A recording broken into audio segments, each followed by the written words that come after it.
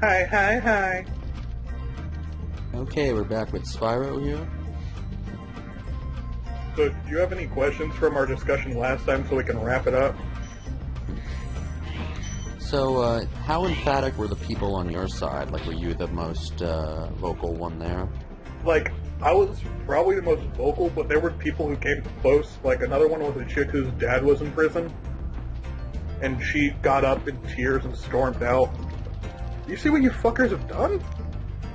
Like, now she's just being a bitch. What? What? How is that being a bitch? So, like, a lot of them... Whoa, those are fireworks, so it's just blooming out, So okay. for the most part, the only reason I ever knew they were on my side was because the teacher said, raise your hand if you don't care or you think this is right. The majority of class did. Raise your hand if you think this is wrong. Like 20 people did. Like I said, in a class of well over 100. Okay, so note to self, fireworks explode and they can hurt you.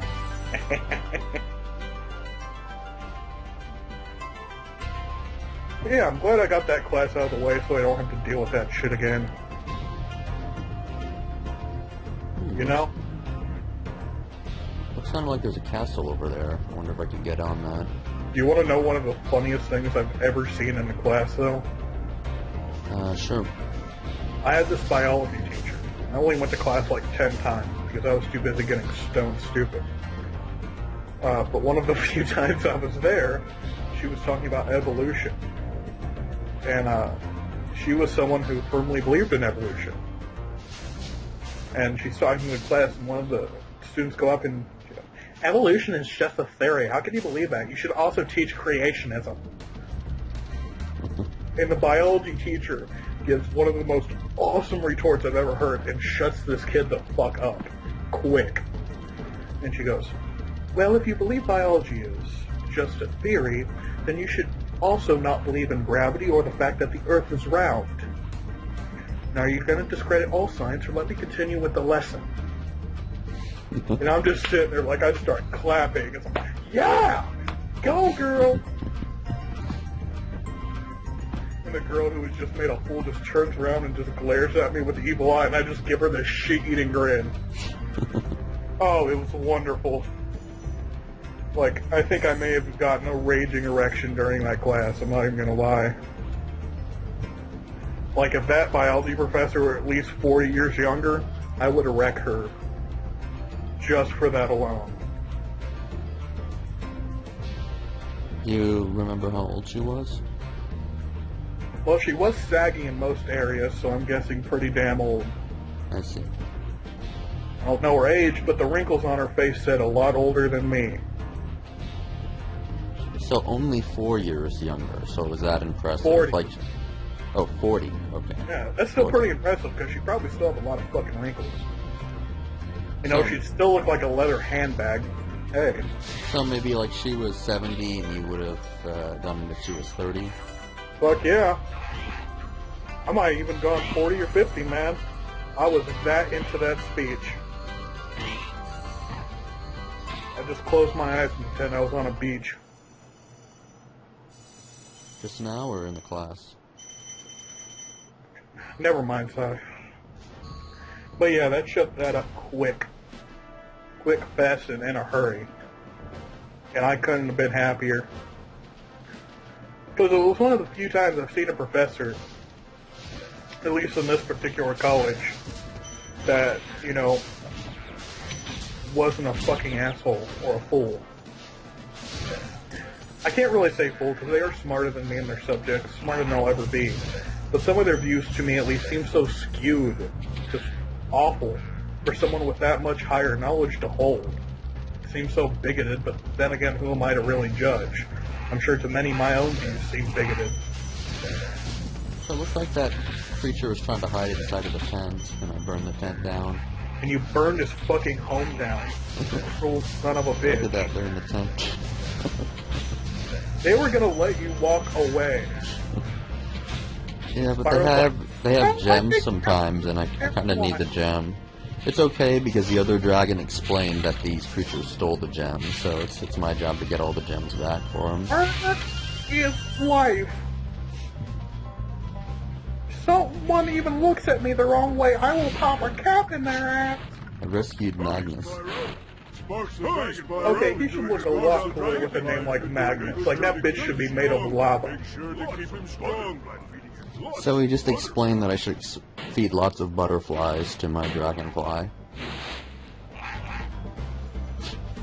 What the fuck? Did you also know that pixie dust makes your wings bigger? Oh, did we mention this as a fairy tale? Alright, so I got over 800 gems now. What happens when... What the fuck does that matter? I think you need a certain amount of gems in order to progress through the story, but I don't know exactly how much it is. Does Spyro ever get bigger, or does he always look like a dwarf? I don't know for certain, but when I looked at all the sequels, he was smaller in those too, so I'm guessing he's always a dwarf, but maybe like at the final boss or something, he has some temporary transformation that I don't know about. It's like Spyro, the littlest dragon. Wait until you The little dragon that could. before charging those large enemies. Just to make you feel good about being small and useless. Don't worry, you'll eventually find something you suck at less than everything else. I'm not being cynical.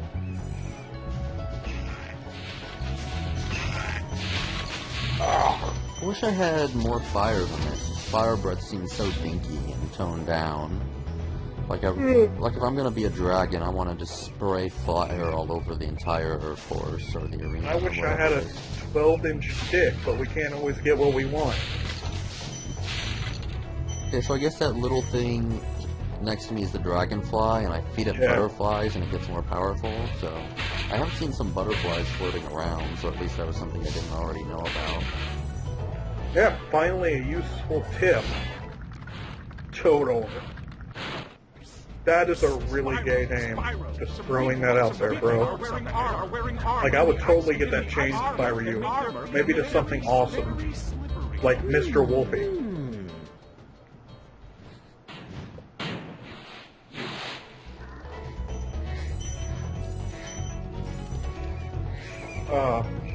You know, someone tried to insult my name, so I killed them. Holy shit, did you just get crushed? Oh, you're dead. Oh crap, I'm falling. So I guess those guys I can't burn. So what, they're immune to fire now?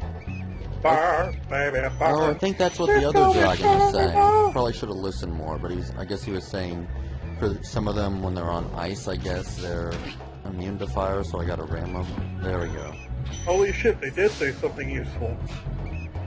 Like, they're saying so much useless stuff now, I'm just starting to tune them out more and more. Hey, I have 2 tips for you. By the way, did you know you can walk? And in the 7th level, you'll need the hidden key hidden under the bushes in the specific courtyard under the specific spot marked by the clock. By that time, you're not even paying attention. So when you get to the 7th level, you're fucked. Yeah, exactly.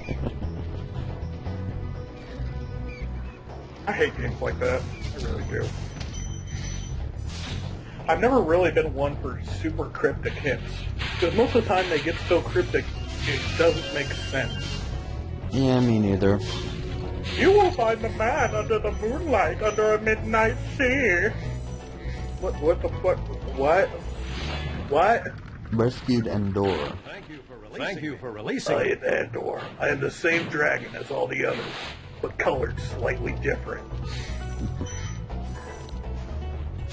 But yeah, I'm really not a fan of cryptic shit in video games. Really, it annoys me.